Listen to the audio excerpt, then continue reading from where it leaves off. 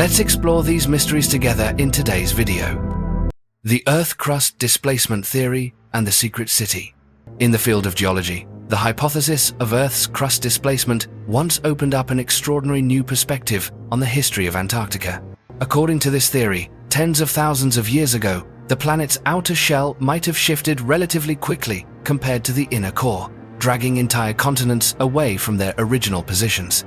If this event truly happened, then what we now know as Antarctica could once have been situated at much more temperate latitudes, a place where the climate allowed life to flourish, covered in forests and vibrant ecosystems. Indirect evidence for such a past usually comes from paleontological surveys and studies of geological sediments with plant and animal fossils that simply could not have survived in the icy conditions of modern-day Antarctica. There are also isotope analyses taken from deep ice cores, revealing dramatic cycles of climate change in the distant past. Adding to the intrigue are a number of ancient maps, such as the Piri Reis and the Bash maps, which seem to depict the coastlines of Antarctica free from ice. This has raised questions about whether ancient civilizations might once have observed or even recorded the true shape of the continent before the Great Freeze set in. Building on these clues, many have speculated that, before Antarctica was lost beneath the ice, advanced civilizations may have thrived there, civilizations whose traces now lie buried under miles of ice. The legend of Atlantis is often linked to this theory as well, since the timeline for the disappearance of that mythical city, as described by Plato, coincides rather closely with the period some geologists believe such a crustal shift could have occurred. If a civilization like that ever did exist, every last trace of it would have been wiped out as the continent drifted toward the pole and the climate turned harsh and forbidding. To this day, there's no solid proof of any city buried beneath the Antarctic ice, yet the theory of crustal displacement continues to fuel debate among scientists and stoke the imagination of those who wonder what might lie hidden beneath the eternal ice at the farthest reaches of our world. Human sacrifice rituals at Chichen Itza. At the city of Chichen Itza, scientists have carried out genetic analyses on remains found in the ancient Maya sacrificial pit. The research results have provided important new data and have changed the traditional approach to understanding human sacrifice in ancient Maya society. Instead of focusing on young girls as previously thought, researchers have now determined that the majority of victims in these ceremonies were male twins sharing the same bloodline. Genetic results show that these twin pairs selected for sacrifice are closely connected to Maya creation mythology. According to legend, the first two sets of twins descended into the underworld and underwent cycles of life and death, playing a key role in establishing the order of the universe. The twin sacrifice tradition at Chichen Itza, therefore, was not only a religious act but also reflected the deep connection between life, death, and the eternal cycle as conceived by the Maya. Archaeological findings at Chichen Itza reveal that the process of selection and execution of the rituals was highly organized. The twin victims were often chosen from the local community to undergo sacred rites and be sacrificed at the cenote's natural wells, believed to serve as gateways between the human world and the divine realm. Reconstructing the rituals based on genetic data and cultural memory has allowed scientists to identify the role of these ceremonies in maintaining social structure, as well as reaffirming the authority of the religious leadership at Chichen Itza. These discoveries have contributed to a new understanding of Maya culture and reveal the complexity of their belief system, as well as the way ritual was used to express their vision of how the universe worked. The cycle of life, death, and sacrifice was not merely a matter of myth, but was strictly practiced through twin sacrifice ceremonies, aimed at maintaining balance and continuity in ancient Maya society. Myth, transformation, and influence across cultures.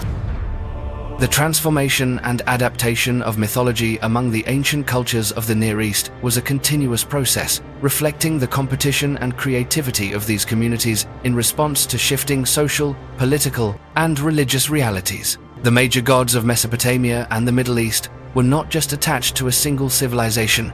They were constantly being redefined and absorbed into the belief systems of succeeding peoples. Marduk stands as a prime example of this development. He began as just one god among many in the Sumerian Babylonian pantheon, but under the influence of political power and the need for social unity, Marduk gradually rose to prominence and ultimately became nearly unrivaled in ancient Babylon. This pattern is very similar to the emergence of monotheism in Israel, when Yahweh surpassed and absorbed or replaced all other gods to become the sole deity of the Jewish people.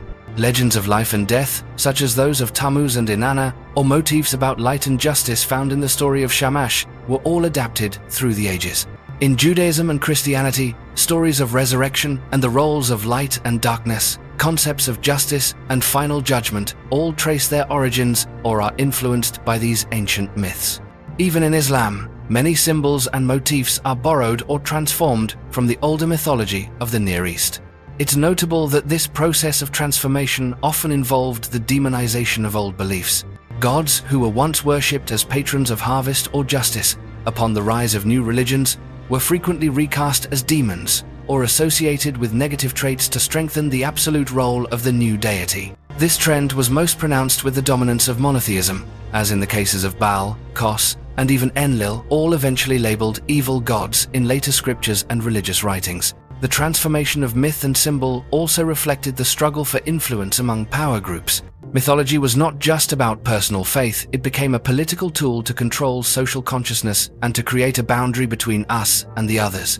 Motifs of battles between good and evil gods, stories of the end times, or of humanity's salvation were maintained and adapted to serve this purpose.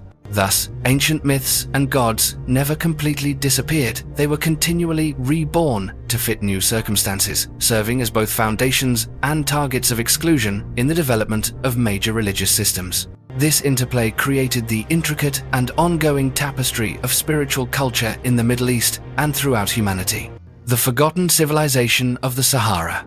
Archaeological research in the Libyan desert has confirmed the existence of the Garamantes civilization, which rose and thrived more than 2,000 years ago.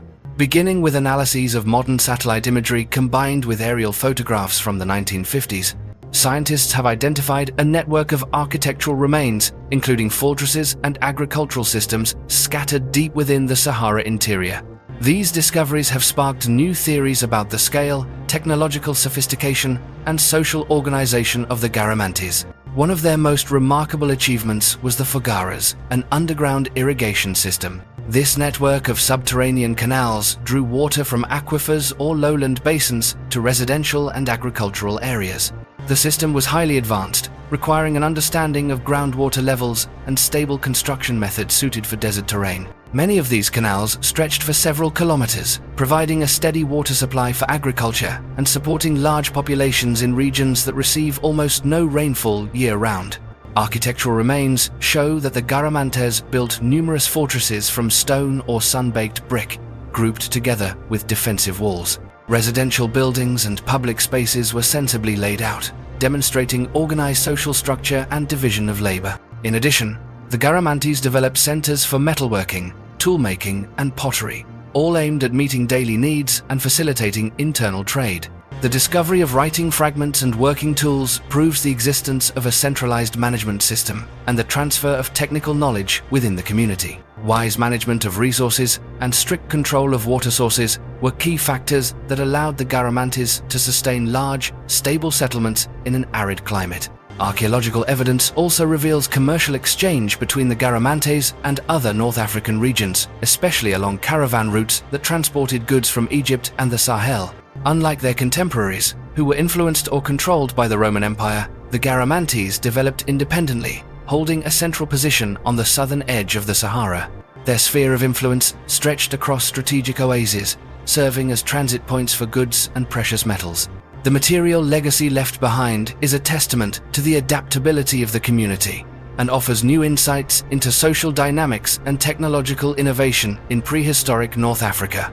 Overall, archaeological evidence from the Garamantes clarifies the rise and fall of a society that endured in the desert for centuries, while providing a fresh perspective on the human ecosystems of the Sahara before the arrival of major political powers.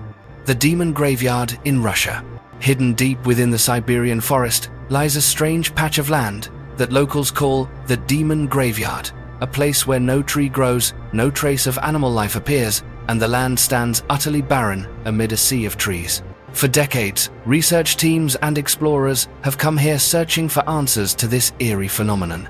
but no definitive conclusion has been reached as to why all life has vanished from this area. Some theories favor physical causes, suggesting that the site might be the aftermath of a small meteorite impact or the result of a toxic gas eruption from deep underground.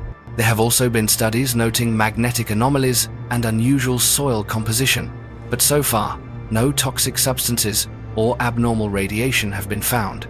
Folkloric and supernatural explanations exist side by side with scientific analysis. In Russia's Far East, locals pass down stories of ghosts and the mysterious disappearances of explorers who never returned. Some older generations have even erected wooden stakes and small statues along the edge of the site, as if to warn travelers to keep away.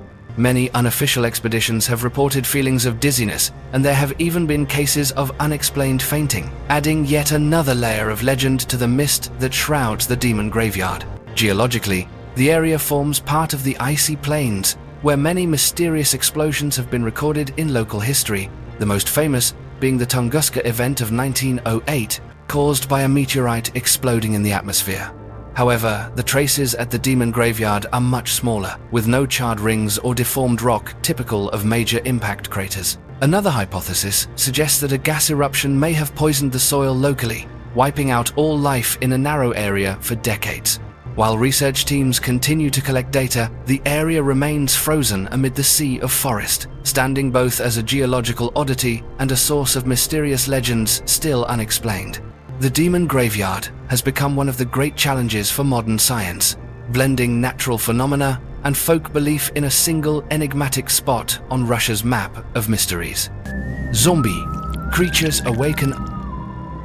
Amid the frozen expanses of Siberia, scientists have drilled deep into the permafrost, which has been hidden beneath ice for tens of thousands of years, to collect ancient sediment samples. Within these dark blocks of ice, they discovered tiny creatures almost invisible to the naked eye that had been trapped in a state of suspended animation, surviving well beyond the limits of ordinary biology. Once brought back to the laboratory and revived under sterile conditions, some of these ancient microorganisms began to stir and move slowly under the microscope. These are the true zombies of the microscopic world. The most remarkable case is the rotifer, a simple multicellular organism which was found to still be capable of asexual reproduction after 24,000 years frozen in ice. Using genetic analysis and cellular structure examination, researchers confirmed that not only had its internal structures been preserved, but its metabolism and even its ability to clone itself were intact. This level of survival goes beyond anything previously known about the limits of life, withstanding near absolute zero temperatures and nutrient-free environments. The story of these ancient rotifers is not just about their astonishing endurance, it raises profound questions for astrobiology. Their revival after tens of thousands of years without oxygen or water inspires new theories about the potential survival of microorganisms on other celestial bodies, where conditions are even more extreme than on Earth. The ability to cross between life and death, pausing all metabolic activity only to resume when the environment is favorable, is a survival strategy that many ancient life forms have used through past ice ages. Research into rotifers and other ancient creatures revived from permafrost is also expanding our understanding of epidemiology and the potential risks posed by prehistoric bacteria and protozoa that once thrived on Earth. As the ice melts due to climate change, the return of these ancient life forms is not only a matter of biological curiosity, but also a question of modern biosecurity. Each successful revival of a zombie organism from the ice challenges the boundaries of what humanity knows about the origins and resilience of life in the universe. The role of the Catholic Church and the dark sides of church history.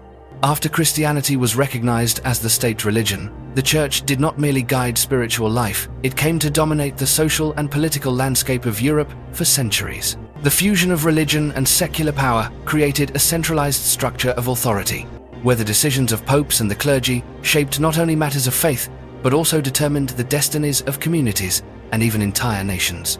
Great power, however, came with equally grave consequences. The Church used religion as a tool to legitimize repression, eradicating dissent through the Inquisition, a vast system of trials and executions that targeted not just followers of other faiths, but also reformers and even rival members within the Church itself. The The launching of the Crusades, initially declared to protect the Holy Land, but in reality aimed at expanding political influence, brought about severe social and humanitarian consequences. The Church also exercised control over knowledge, banning books, including both magical texts and ancient wisdom, if they did not serve the purpose of maintaining the Church's power. Yet, some magic books were quietly protected or exploited if they helped solidify clerical dominance, such as in the case of the Sworn Book of Honorius.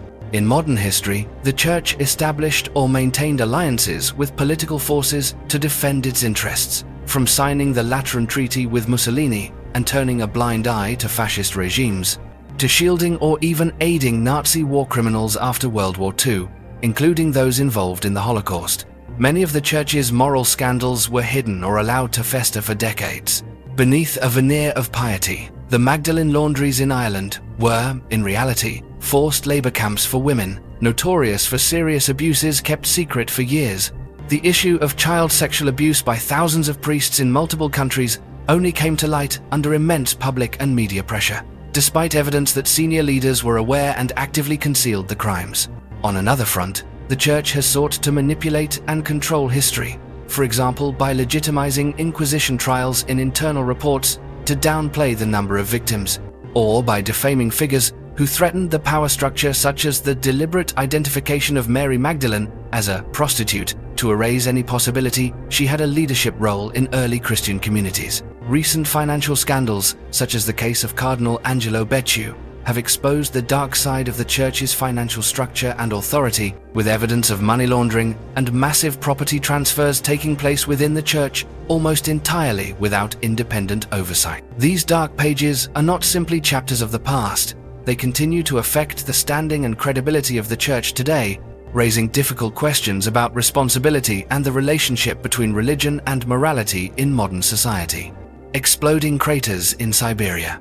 When the vast tundras of Siberia enter the summer months, layers of earth that have been frozen for tens of thousands of years begin to thaw bit by bit. On these flat and barren stretches, researchers first noticed small surface cracks, which eventually gave way to powerful explosions that shook the ground and left behind deep, gaping holes right in the midst of the frozen wilderness. This phenomenon, now increasingly common on the Yamal and Dighton peninsulas, has become a hotly debated topic among Earth scientists. The source of the Siberian craters lies deep beneath the permafrost, where massive reserves of methane and other ancient hydrocarbons have been trapped since the Ice Age. Over millennia, layers of marine sediment and the remains of long-buried organisms created vast pockets of gas that could not escape due to the low temperatures and high pressure of the frozen ground. As global temperatures rise, Siberia's permafrost is thawing faster than predicted. The ground becomes unstable, and the methane trapped below starts building up pressure until the Earth can no longer contain it. An underground explosion erupts, gas shoots skyward, and the land collapses, leaving a perfectly round crater that can sometimes be dozens of meters wide. Initially, geologists argued fiercely over the cause of these craters. Some suggested they were linked to meteorite impacts or the remnants of ancient dried-up lakes. However, field observations and analysis of the escaping gases and surrounding sediments have made it clear that the crucial factor is the accumulation of methane beneath the permafrost. The process doesn't just create deep explosions, it also affects the global carbon cycle. As methane, a powerful greenhouse gas, escapes into the atmosphere, it accelerates global warming, setting off a feedback loop between melting ice and the release of greenhouse gases. The geological makeup of Siberia plays a key role in this phenomenon. The permafrost layer is not uniform, ranging from just a few hundred meters to over a kilometer thick, leading to varied rates of thawing from place to place. Methane can gather just beneath the surface or be compressed under thick ice, allowing pressure to reach extreme levels before a blast occurs. New craters often appear near areas that were once ancient lakebeds, where ice melts faster than in surrounding regions. Yet many craters have been found in places with no history of lakes, underscoring the central role of climate change in this phenomenon. At the same time, simulations show that thawing happens both from above, as warm sunlight strikes, and from below, as heat from methane pockets rises. When the two processes meet and pressure spikes, the ground can no longer hold, resulting in a gas explosion and the formation of a deep pit. This phenomenon alters the landscape and leaves dramatic evidence of Earth's internal forces at work in our modern era. These Siberian craters are not merely odd natural events, they are warning signals about climate change and its unpredictable impacts on polar ecosystems. Monitoring and analyzing the gases and topography of new craters allows scientists to better predict changes in permafrost, as well as assess the risks posed by ancient gases now escaping the grip of nature. Each crater that appears stands as living proof of Earth's ceaseless transformation in the age of global change. Neanderthal genes and the link to autism. Recent genetic studies have illuminated the relationship between modern humans and our Neanderthal ancestors through gene traces preserved in today's DNA. Sequencing of Neanderthal DNA from ancient fossils has revealed that about 2 to 3% of the genome of most people outside Africa originated from interbreeding between Homo sapiens and Neanderthals tens of thousands of years ago. A 2024 study found that certain genetic variants inherited from Neanderthals are directly related to neurological traits, including factors associated with autism in modern humans. Rather than increasing the overall proportion of Neanderthal DNA in those with autism, the analysis showed that it is specific gene segments inherited from Neanderthals that play a foundational role in regulating certain aspects of brain development and, in turn, contribute to the mechanisms behind autistic spectrum disorders. This not only deepens our understanding of human evolution, but also opens new perspectives on the origins of modern neurological conditions. These ancient genes may have provided some survival advantages in ancient environments, but in today's society, their effects on behavior and biology are far more complex. This research underscores the ongoing influence of archaic genetic heritage, especially from Neanderthals, in shaping biological, neuropsychiatric, and health traits in modern humans. It represents an interdisciplinary approach linking genetics, anthropology, and biomedical science, broadening our understanding of the relationship between evolutionary history and contemporary medical phenomena. Meteorite containing quasicrystal. From the remote mountains of eastern Siberia, the discovery of a small meteorite fragment has opened a new chapter in our understanding of the origins of cosmic matter. Known as Katirka, this specimen is unlike any meteorite ever found. When mineralogists examined it with electron microscopes and spectrometers, they discovered it contained quasicrystals, a rare atomic structure previously thought to be artificially created only in laboratories. A quasicrystal is a material with a regular atomic structure, but unlike ordinary crystals, its arrangement does not repeat periodically. This produces multifaceted symmetrical patterns, defying all classical definitions of crystallography, and was once thought impossible to exist in nature. Yet, within this billion-year-old meteorite, scientists have uncovered the first natural evidence of quasicrystals formed in space. The quasicrystal traces are embedded deep in an alloy mineral, an unprecedented combination in any known terrestrial rock. This suggests the meteorite's material underwent intense cosmic collisions at temperatures and pressures far beyond what occurs in Earth's crust. Such impacts likely happened during the early formation of the solar system, as asteroids and protoplanets smashed into each other, generating the extreme conditions needed to produce such strange crystalline forms. Determining the natural origin of quasicrystals in meteorites not only proves that exotic materials can form spontaneously in nature, but also opens up new avenues for studying the pre-planetary history of matter.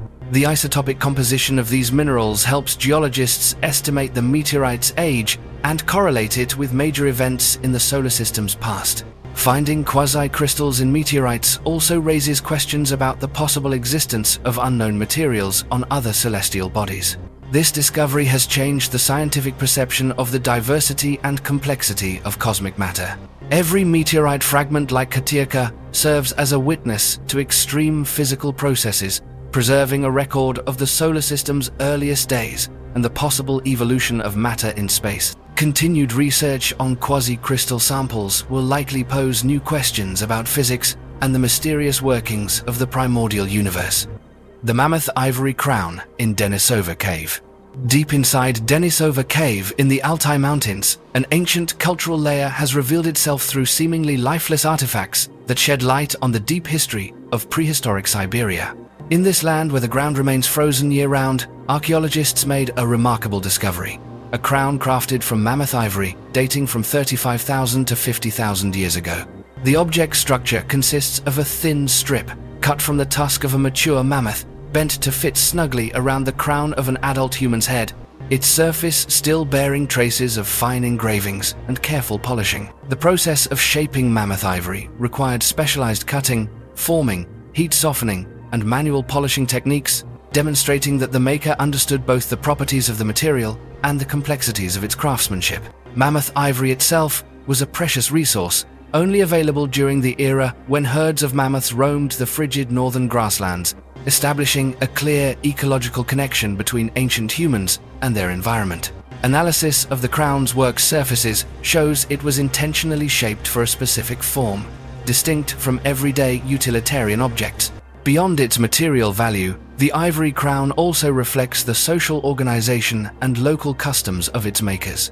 The presence of such a unique ornament in Denisova Cave, where stone tools, bone needles, and bead strings have also been uncovered, indicates a society with a certain level of organization, defined social roles, and distinct spiritual belief. The engravings and decorative elements on the crown hint at symbolism or authority linked to its wearer, even if direct evidence for ritual use or social status has not yet been found.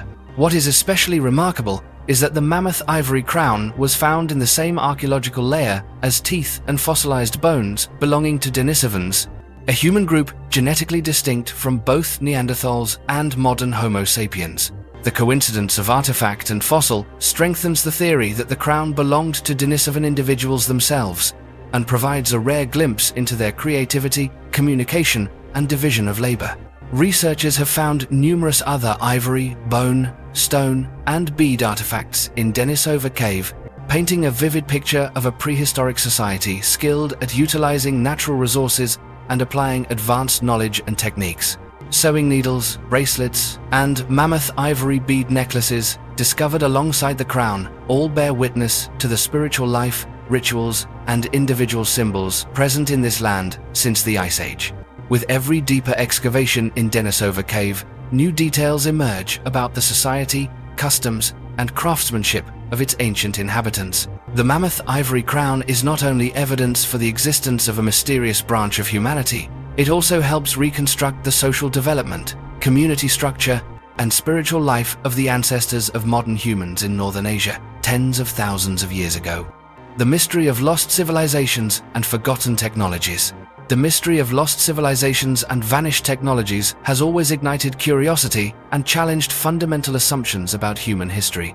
Off the coast of the Ryukyu Islands, the discovery of a submerged stone structure has sparked decades of debate. The formation features perfectly straight steps and sharp right-angled cuts, a look radically different from typical natural geological features. Many scientists maintain that the site is the result of distinctive erosion and weathering found in the Japanese coastal waters, yet some independent experts point out the rare geometric characteristics and raise the possibility that it was constructed by humans thousands of years ago, perhaps even linked to the legend of a sunken continent. Meanwhile, Egyptian archaeology has raised a cross-ocean mystery. When analyzing royal mummies, scientists found traces of nicotine and cocaine compounds that existed only in the Americas before Columbus. This startling result has triggered fierce debate about the potential existence of ancient trade routes between the continents, suggesting connections that far outstrip conventional ideas of the movement of civilizations from Mesopotamia to the Americas.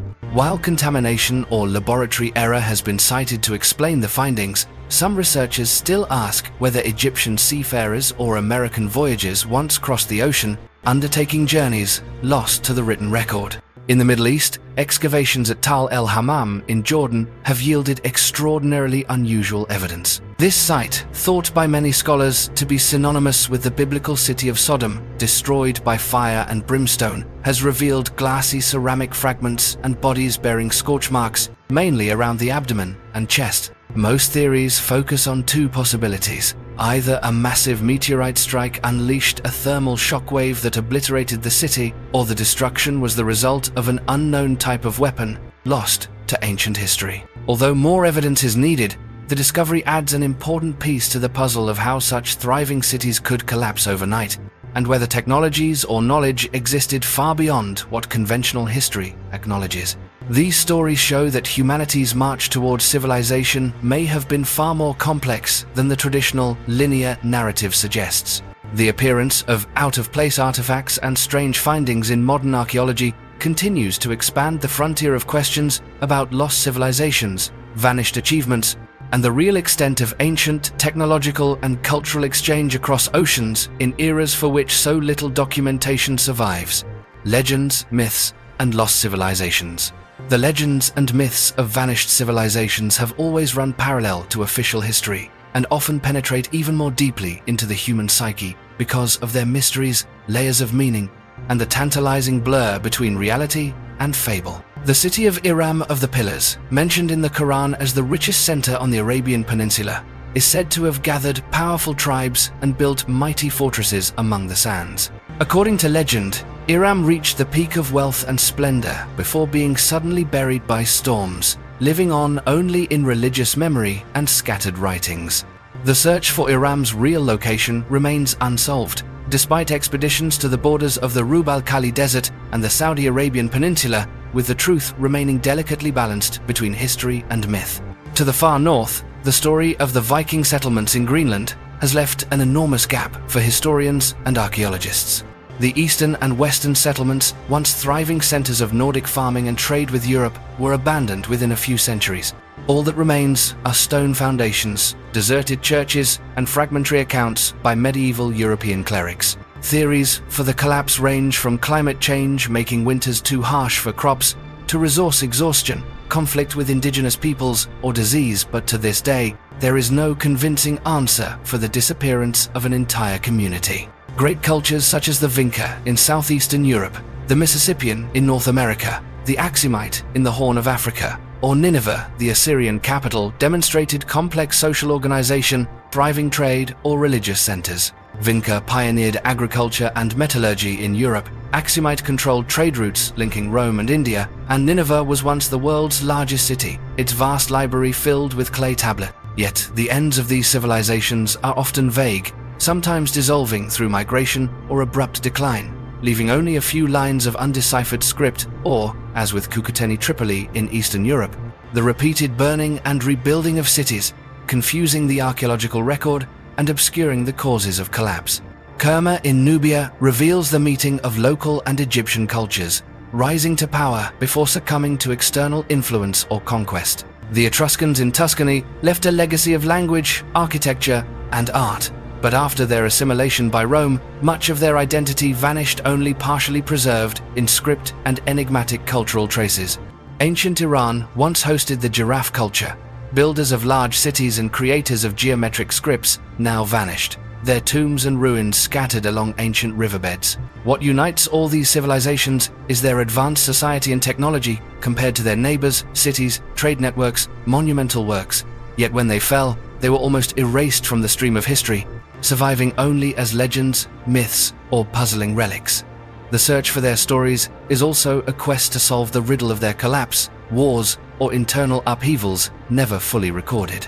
To this day, every remaining site is not just a material witness, but a foundation for modern humanity to keep asking, what is the true nature of social progress, the fragility of great systems, and the fate that awaits civilizations on Earth? Admiral Byrd's expedition and the Hollow Earth hypothesis. In the early 20th century, Admiral Richard E. Byrd became synonymous with the great Antarctic expeditions of the United States Navy, inaugurating the era of modern polar research.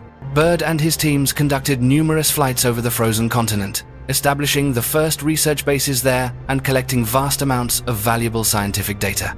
It was against this backdrop of science and adventure that fantastical stories began to emerge. Unofficial accounts and popular tales about Byrd's journeys quickly spread and became entwined with the Hollow Earth hypothesis. According to the legend, Admiral Byrd reached the gateway to the inner world, somewhere beneath Antarctica's ice, a portal leading to an inner kingdom within the planet, with an environment unlike the surface and life following entirely different rules. Followers of the Hollow Earth theory often point to secret diaries or mysterious photographs, claiming that Byrd's expedition witnessed strange polar phenomena, brilliant skies, bizarre creatures, and even evidence of a hidden civilization. Despite the fact that all official reports deny the existence of any underground world, the Hollow Earth theory continues to capture the imagination of generations and remains one of the most compelling modern myths associated with Admiral Byrd's explorations. From a scientific perspective, Bird's expeditions opened a new chapter in the exploration and understanding of Antarctica, yielding discoveries crucial to global geography and climate science. Yet it is precisely the unresolved mysteries of the far polar regions that continue to nurture theories and legends far beyond the boundaries of science, adding even greater allure to the enigma of the frozen continent. The Statue of Hermes, buried beneath the sewers of Heracleion. The discovery of a statue of the god Hermes, buried beneath the ancient sewer system of Heracleion, marks an important transitional chapter in Europe's religious history. As Christianity became the official religion of the Roman Empire, traditional symbols of Greek worship like Hermes were gradually banned and purged. However, instead of destroying these old statues completely, some local inhabitants chose to bury them carefully beneath public works, preserving cultural memory and protecting religious heritage in the midst of turbulent times. The Hermes statue unearthed in this archaeological find is large and was laid to rest in a solemn position, indicating that reverence for this deity persisted quietly even as society entered a new era. This act also reflects the tension between the polytheistic traditions of Greek and Roman religion and the rising monotheism of Christianity during this period of transition. The people of Heracleion both accepted the new faith and strove to preserve the values of the old through clandestine rituals. Archaeological evidence of statues hidden beneath public infrastructure like sewers helps researchers better understand the transformation of religious beliefs and the ways people coped with sweeping cultural changes throughout history. Beneath layers of earth and stone, ostensibly the graveyard of the past, lie stories of adaptation and the preservation of identity, painting a clearer portrait of how the religious and social landscape of modern Europe took shape. Rediscovering the sunken Egyptian city. The city of Heracleion, also known as Thonis, once served as a key center of trade and religion in ancient Egypt. At its height, Heracleion controlled all import and export activity at the Nile Delta, and was home to sacred temples dedicated to both Egyptian and Greek gods. However, geological upheaval, subsidence, and rising sea levels caused the city's rapid downfall at the end of the 2nd century BCE. The sinking occurred so quickly that much of its architecture and even food supplies remained preserved beneath layers of mud and seawater. The discovery of Heracleion in 2001, thanks to geophysical surveys and underwater excavations, has shed new light on a metropolis lost for millennia. Archaeologists uncovered invaluable artifacts, including colossal red granite statues of gods, carved blocks linked to religious ceremonies, ships, and thousands of everyday items. Most remarkable, some baskets of food and fruit from over 2,400 years ago have been found intact, demonstrating how the waterlogged environment preserved details of daily life and belief. Uncovering Heracleion has not only enabled the reconstruction of the city's history of commerce, religious ritual, and Mediterranean economic life, but also provided evidence of how natural disasters can determine the fate of coastal civilizations. Heracleion is a prime example of how underwater archaeology can transform our understanding of the history of Egypt's great port cities and their neighbors. The origin of the Griffin legend, from dinosaur bones. The origins of the Griffin legend have long been debated among archaeologists and cultural historians. One widely accepted theory holds that the image of the griffin, a creature with the body of a lion and the head of an eagle, arose when nomadic tribes of Central Asia stumbled across Protoceratops dinosaur fossils in Mongolia, China. The large crested skulls and beaked faces of these bones are said to have made a lasting impression, sparking tales of hybrid beasts that combined the traits of both mammals and birds, and spreading these stories across ancient cultures. However, recent studies led by paleontologists and cultural historians have questioned this theory's validity. They point out that the archaeological distribution of griffin depictions does not correspond with Protoceratops fossil sites, nor is there clear evidence that ancient communities ever excavated or encountered these fossils on a scale that could explain a universal myth. In addition, artistic representations of the griffin in ancient Egypt and many other civilizations appear in different times and places, while Protoceratops fossils are concentrated mainly in East Asia. A new and prominent view suggests that the griffin is a product of collective imagination and cultural creativity, rather than a direct response to fossil discoveries. The griffin may have emerged independently as a symbol uniting the powers of two animals, fulfilling religious or political needs for power and protection in ancient societies. The enduring presence and popularity of the griffin across cultures is not necessarily grounded in specific archaeological finds, but more in humanity's capacity for symbolism and myth-making. Reevaluating the griffin's origins through archaeological and cultural research helps us better understand how civilizations create myths and icons, and raises profound questions about the role of imagination and collective creativity in the long arc of human history. The magical medieval birth girdle. The discovery of a 15th century magical birth girdle in England has offered a scientific lens on folk beliefs surrounding childbirth in pre-modern European society. This girdle is a strip of leather, about 10 feet long, adorned with Christian images and numerous prayer inscriptions. It was worn by English women during pregnancy and labor, intended to ward off danger and protect the lives of both mother and child. Physical and chemical analysis has revealed animal protein residue and signs of contact with human bodily fluids on the girdle's surface, proving it was actually used in practice, not just in ritual. The illustrations and prayers focus on the cross, the blood of Christ, and the name of Jesus, reflecting a blend of Christian faith and magical thinking to confront risks that could not yet be controlled by medicine. The most notable scientific aspect of this artifact is how it represents the universal fear of childbirth in a time of high maternal and infant mortality. When medical knowledge was limited, belief in protective amulets became an essential human response to biological uncertainty. Historians and anthropologists view the magical birth girdle as evidence of the intersection between religious faith, folk tradition, and communal attitudes toward childbirth in the Middle Ages. The object not only enriches our understanding of reproductive culture, but also illustrates how societies adapt to the limits of contemporary science. The supervolcano beneath Alaska. Beneath the thick snow and ice of the Aleutian Islands in Alaska, geologists have uncovered strange traces of powerful tectonic activity deep underground. The results of a series of geophysical surveys and geological analyses in this region have led to the hypothesis of a hidden ancient supervolcano beneath Alaska. Unlike more famous volcanoes such as Yellowstone, this system does not break the surface, but is instead buried under the ocean, beneath mountain ranges and canyons that stretch for hundreds of kilometers along the seafloor. By examining rings of ancient volcanic sediment, scientists have tracked a series of major eruptions that occurred tens of thousands of years ago, leaving behind thick layers of ash and a colossal caldera structure beneath the sea. Researchers with the U.S. Geological Survey have connected a chain of smaller volcanoes along Unimak Island and discovered that they are in fact vents lying along the rim of a supercaldera over 15 kilometers wide, visible only through seismic imaging, geomagnetic data. Geochemical evidence shows that these ancient eruptions released rare gases and minerals on a scale sufficient to alter the atmosphere, increase global ash levels, and drive the climate into periods of intense cold. There was a time when temperatures across the northern hemisphere dropped dramatically, harvests failed, and ecosystems were disrupted for decades. The impact of another eruption on this scale in the modern era could surpass any volcanic disaster ever recorded. Thick ash clouds could block sunlight and lower global temperatures for years, plunging vast areas into a volcanic winter. Earthquakes and tsunamis would follow, and global transportation and aviation networks would be thrown into chaos. The existence of hidden supervolcanoes beneath ice and sea, as in Alaska, raises immense challenges for forecasting natural disasters on Earth. Mapping the structure and warning signs of these vast magma chambers is a central focus of modern geology.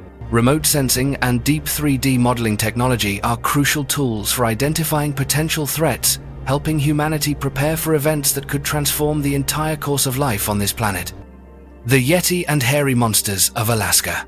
Across the frozen tundra of southwestern Alaska, stories of mysterious creatures have always lingered in the memories and legends of the native people.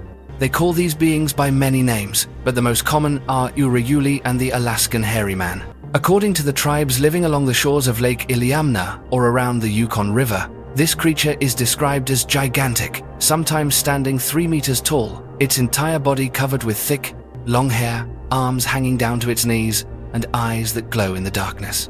Though modern science has yet to document any physical specimens, the legend of the Uriuli has been passed down through countless generations, woven into the spiritual life and beliefs of the Arctic people. Especially during winter gatherings, elders warn the young not to enter certain forbidden lands at night, as those are the domains of these enigmatic beings.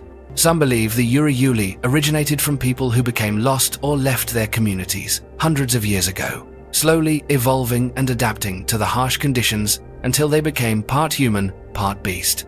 In recent times, there have been a few reports of strange creatures seen at the edge of forests or crossing snow-covered hills, described as tall, fast-moving, and occasionally emitting bizarre sounds in the stillness of night. In 2013, in the village of Napakiak, a group of people claimed to have seen the silhouette of the hairy man approaching the village, prompting children to flee indoors and adults to stand guard until the figure vanished into the deep woods.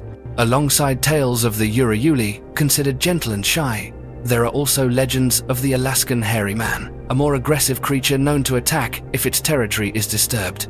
Some reports from remote regions speak of mysterious livestock disappearances or chilling screams echoing from the deep forest, though all evidence remains anecdotal or limited to tracks left in the snow. From a scientific perspective, zoologists and anthropologists believe these phenomena are likely the result of collective memory, the awe of untamed nature, and visual distortions in the extreme Arctic light.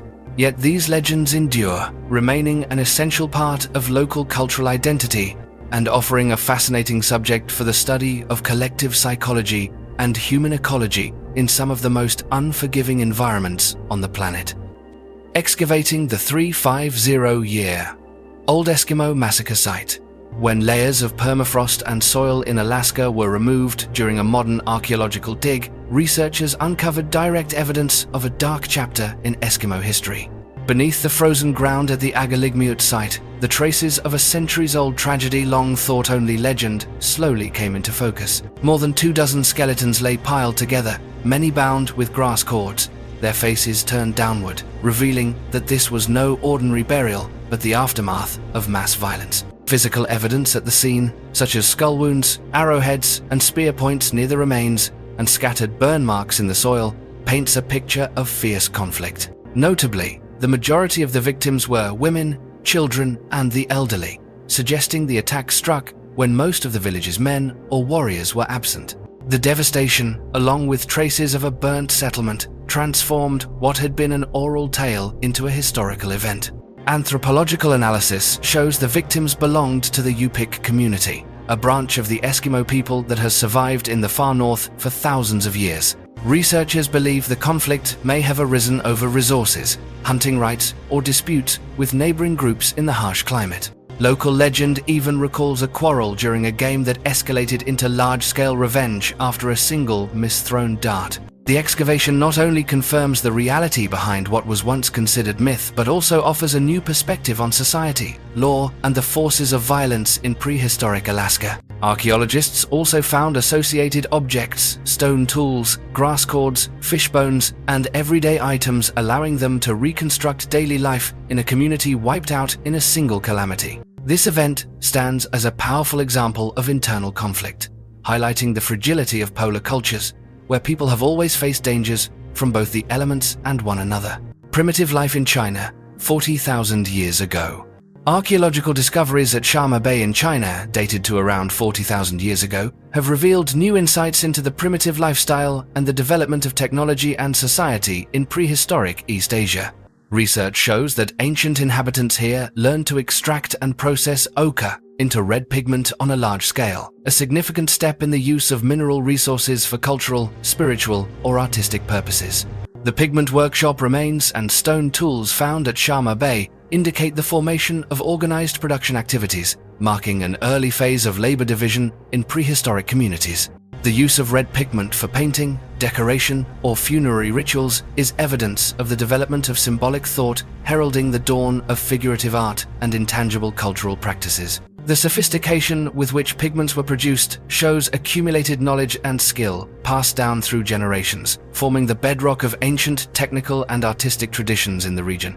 However, archaeology also reveals technological limitations at Sharma Bay, as bone tools and jewelry remain scarce. This suggests population movements or differentiation among groups, each with distinct technological bases and habits, coexisting and interacting across the vast landscape of ancient East Asia. The findings at Sharma Bay thus provide not only early evidence for mineral working techniques, but also reflect the emergence of networks for knowledge exchange among prehistoric communities. Scientifically, Sharma Bay is seen as a gateway for the development of primitive technologies and the foundation for social differentiation, occupational specialization, and the earliest elements of spiritual culture in the history of humanity in East Asia. Prehistoric solar storms and the evidence in Greenland's ice. Analysis of ice cores taken from Greenland has opened a new window on the history of solar storms that once impacted the Earth in ancient times. Studying layers of ice thousands of years old, scientists have identified traces of radioactive isotopes such as beryllium-10 and chlorine-36 produced by intense cosmic radiation. The results show that around 660 BCE, Earth was hit by a solar storm far more powerful than anything seen in modern times. Solar storms occur when the sun violently erupts, sending high-speed charged particles toward Earth. When these meet the planet's magnetic field, most radiation is blocked, but some energy still penetrates, causing strong ionization in the atmosphere and leaving clear traces in the radioactive isotopes that accumulate in ancient ice. The strongest storms can impact the entire biosphere, altering the natural radiation environment and triggering extreme events in climate, biology, and even electromagnetism. If a solar storm of the same scale as 2,600 years ago were to happen today, it could cause the collapse of global power grids, satellites, and digital infrastructure within hours. Greenland's ice core studies not only provide evidence of ancient weather events, but also serve as a warning for modern society about our vulnerability in the age of technology. In recent history, smaller storms like the 1989 event that plunged Quebec, Canada, into darkness have already caused significant economic damage. A much stronger event could overwhelm all predictions, disrupting global communications, destabilizing control systems, and triggering crises in information and material supply chains. The evidence from Greenland's ice raises critical questions for scientists and policymakers. How has Earth faced threats from space in the past? And are we truly prepared for the possibility of extreme cosmic weather in the future? The Valley of Death in Kamchatka. Deep within the volcanic mountains of Kamchatka, Russia, the Valley of Death is regarded as one of the most dangerous places on Earth for living creatures.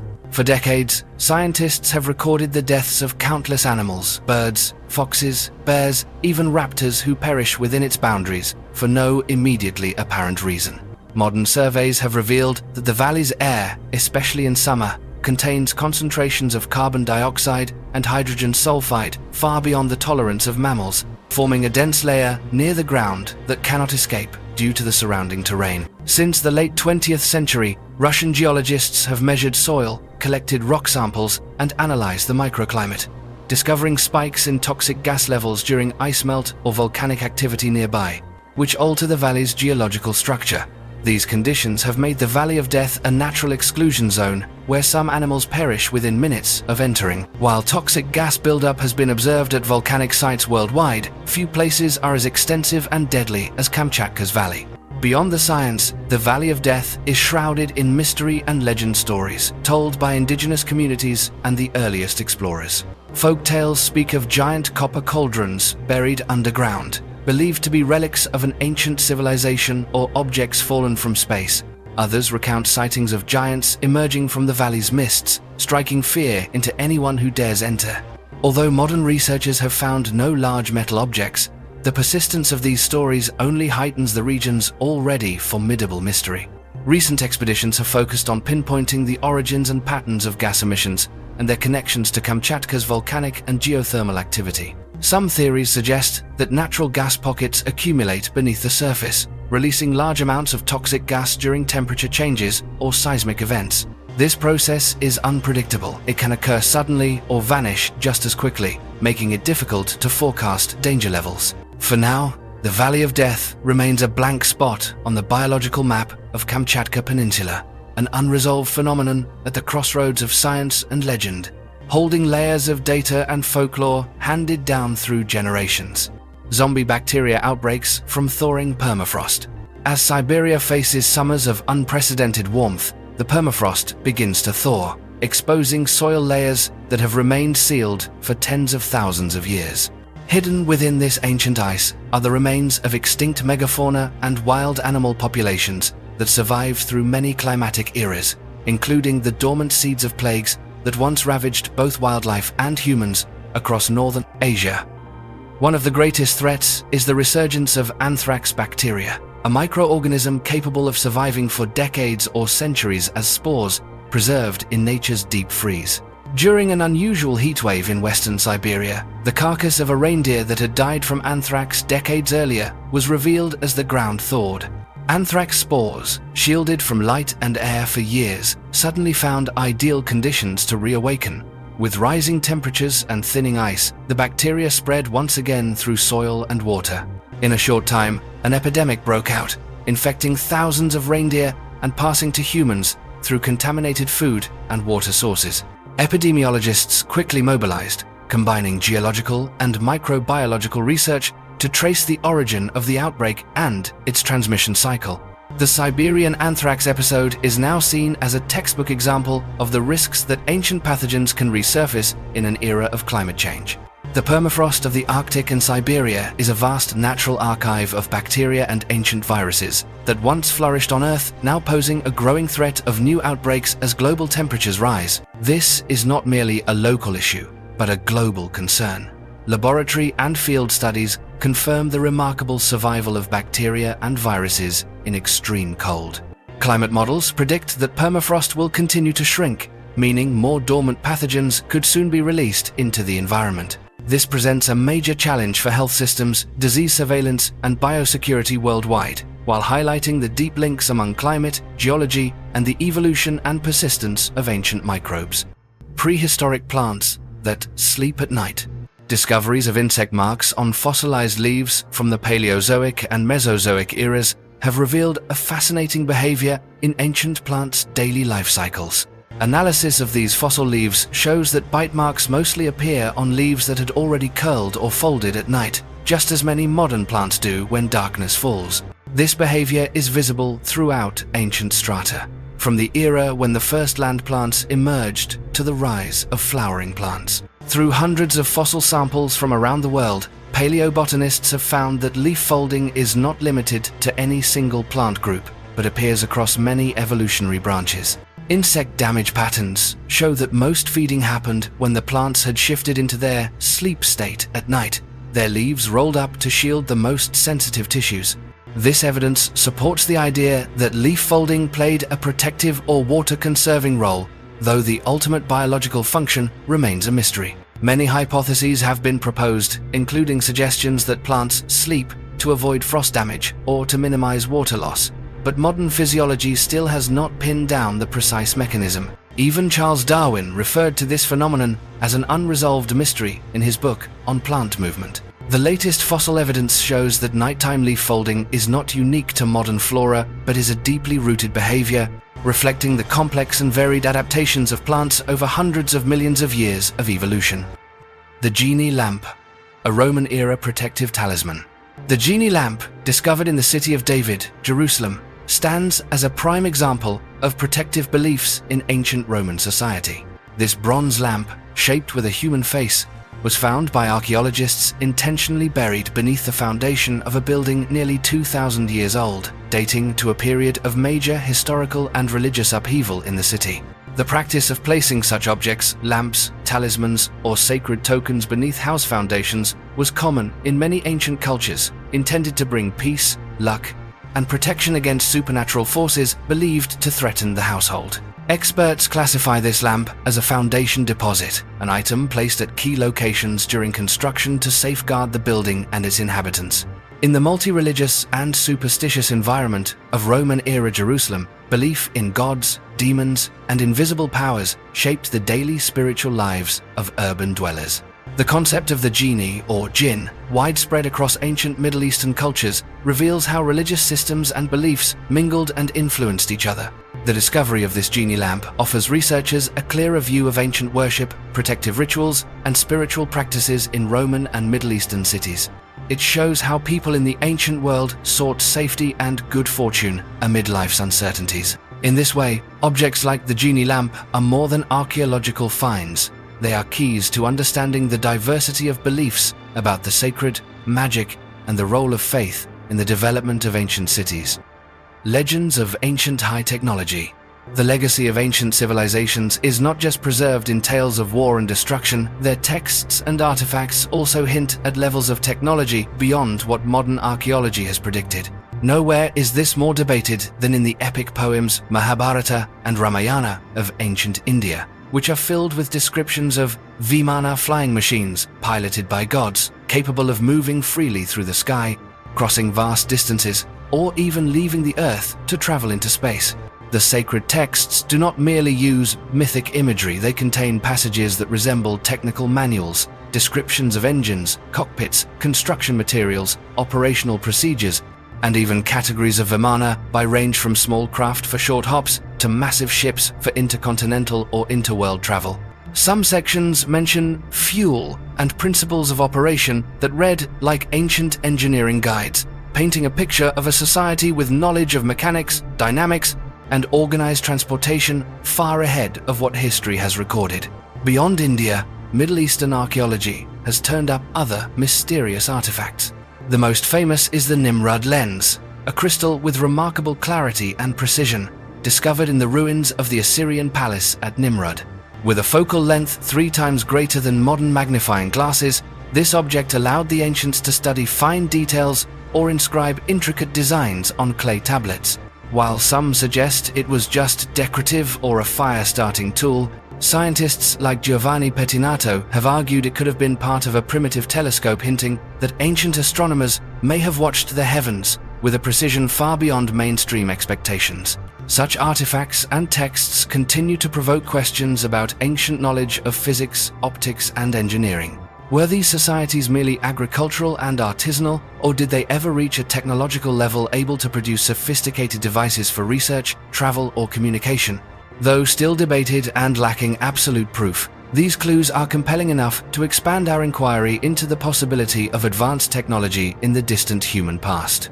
The origins of the gods and the making of Near Eastern religions. In the evolution of religion in the ancient Near East, the name El holds a central place in the earliest Semitic beliefs. El is not just found in Hebrew, but is a key figure in the Canaanite faith, revered as the supreme deity, the creator of the universe, and the father of all other gods. The image and role of El persisted and changed across many neighboring cultures, creating deep connections among ancient peoples. As societies grew and city-states emerged across Mesopotamia, Canaan, Egypt, and Anatolia, mythology became more complex.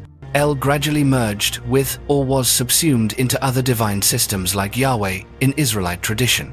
This was the transition from polytheism to monotheism. In this era, El's characteristics, creative power, protector of society, patriarch of the gods, were absorbed into the figure of Yahweh, marking a turning point in the Abrahamic religious tradition. This transformation was not sudden but unfolded over centuries, shaped by many layers of cultural exchange. The ancient Israelites adopted and adapted elements from Canaanite, Babylonian, and even Assyrian mythology, forging a distinct religious identity. Traces of this process are seen in terminology, rituals, and creation stories, floods, divine imagery appearing in parallel across many civilizations. The use of El and its variants Elohim, El Elyon, El Shaddai in ancient texts reflects a legacy of inherited and reworked ideas about supreme divinity. In the West, among Greeks and Romans, El's influence can be traced in the development of gods like Zeus and Jupiter, also skyfathers and rulers of all things, showing a mythological thread stretching across generations and continents. The formation of Near Eastern religion was thus a tapestry of local identity and cultural contact, social power, and cosmological wonder. The story of the gods' origins, especially El, reveals not just religious history, but the evolution from polytheistic belief to the supreme God concept that would underpin the world's great monotheistic faiths.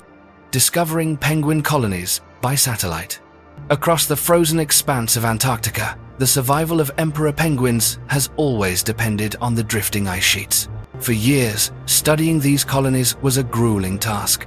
The harsh terrain and the vast range of their habitat meant that researchers could only rely on brief expeditions and incomplete, often unreliable data. All of this changed when remote sensing technology advanced, giving ecologists the ability to see Antarctica from space. High-resolution satellite imagery opened up a completely new approach. Against the stark white of the ice, large brown stains became clearly visible evidence left behind by emperor penguin colonies after breeding season. Instead of counting birds one by one or constantly relocating research stations, scientists could now analyze these unique color patterns in satellite photos to estimate the size and location of each colony. From orbit, data revealed dozens of emperor penguin colonies, including many never previously recorded. Each colony could number in the hundreds, creating a vivid, diverse portrait of life in the harshest environment on Earth. Yet, the analysis also showed that breeding grounds are shrinking, with new, smaller colonies forming in different areas, a clear sign of dramatic changes in the habitat. Satellite monitoring not only allows accurate census, but lets scientists track changes year by year, revealing a serious downward trend in this iconic species. Melting ice, rising sea levels, and shifting weather patterns are pushing emperor penguins to the brink of extinction. Each breeding season now offers no guarantee for the survival of the next generation, as chicks face harsher conditions that exceed the species' natural limits. These discoveries from space have become essential for the scientific and conservation communities, highlighting the fate of emperor penguins and the power of modern technology in studying Earth's most remote ecosystems. The future of this ancient ice-bound species now depends in part on artificial eyes in orbit and on global awareness of the impact of climate change. If you find these mysterious stories fascinating, be sure to leave your thoughts in the comments below. And don't forget to subscribe so you won't miss any of our upcoming discoveries. We look forward to seeing you in the next video.